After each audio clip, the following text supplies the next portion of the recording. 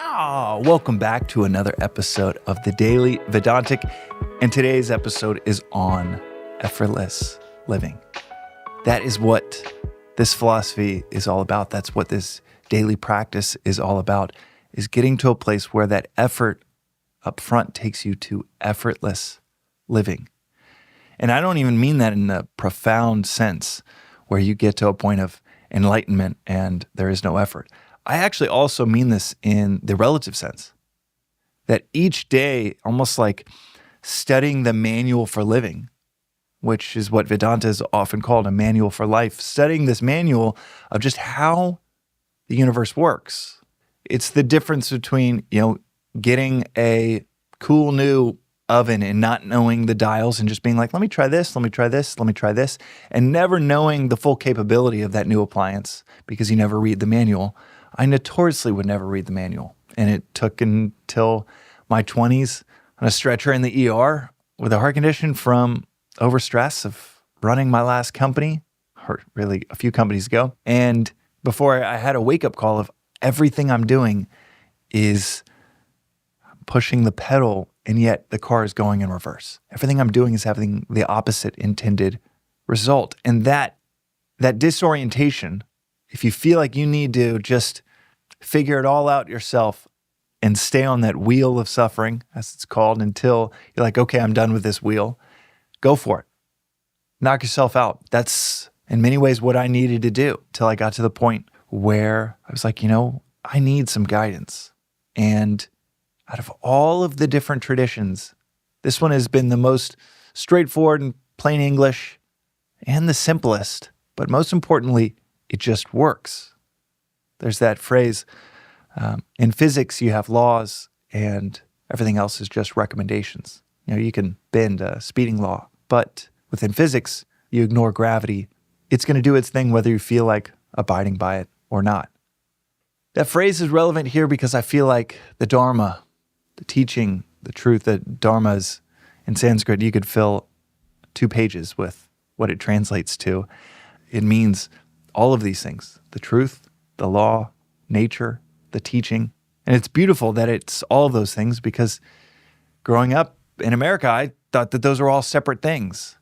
But in the Vedantic lens, the Eastern lens, dharma is all of those things. It is nature. It is the fact that you plant an acorn, it's not going to come up a palm tree.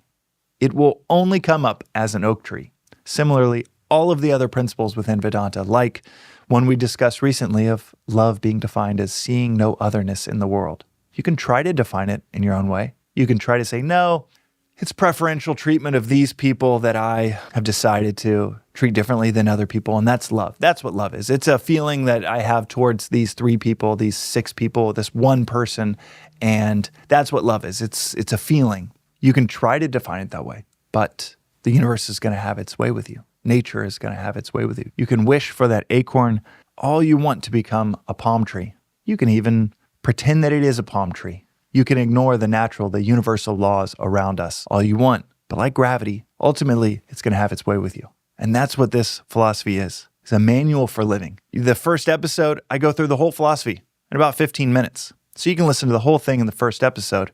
And what does it come down to? It comes down to clarity in living. It comes down to the ability to see the end in the beginning of that job offer you might have on your desk, that person that wants to be in a relationship with you, how you're treating your spouse. You can see the end in the beginning with a daily reflection within these principles within Vedanta. And what does it all ladder up to with that clarity? All of these knots that we tie ourselves into in life just untie themselves. And life goes from something with a lot of effort because of these knots, because of these just troubles that we get ourselves into.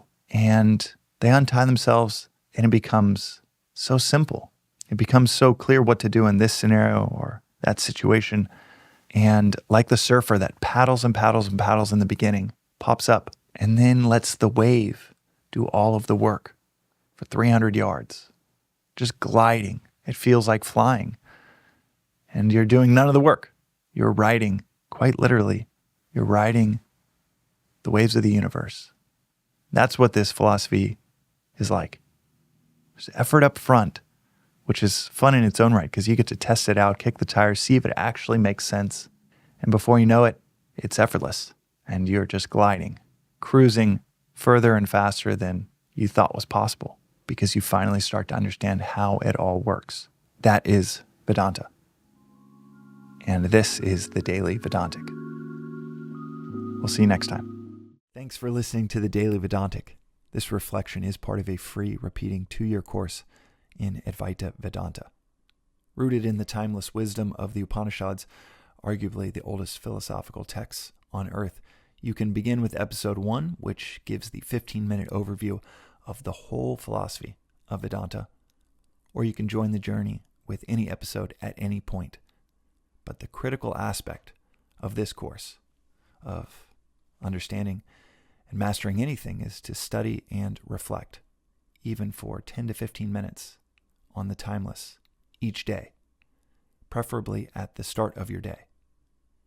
As is said in this philosophy, reflection is 100,000 times as powerful as listening. So listen, journal, sit with, discuss these concepts, or ask questions at thedailyvedantic.com with our AI-powered chatbot informed by about 700 episodes here, as regularly as one can if you want to see clarity and peace almost effortlessly unfold in your daily life. And if it doesn't result in a near immediate increase in clarity and peace, then toss aside and feel free to never listen again. One of the things that you might notice is after 7 or 8 days in a row, this doesn't feel like a discipline. This feels like a visit with a best friend to dive into the timeless with daily reflection. Within a few days, it becomes one of your favorite parts of the day. You can also find out more, including news about in-person events in Los Angeles and beyond, at the Daily Vedantic on Instagram or through our weekly newsletter at thedailyvedantic.com. Additionally, check out the links in our show notes for more resources like the books that are mentioned most frequently in the episodes, including Vedanta Treatise, perhaps the simplest and most straightforward read on this philosophy I've ever come across. Until next time, and from the entire team that works on the Daily Vedantic project, thanks for listening.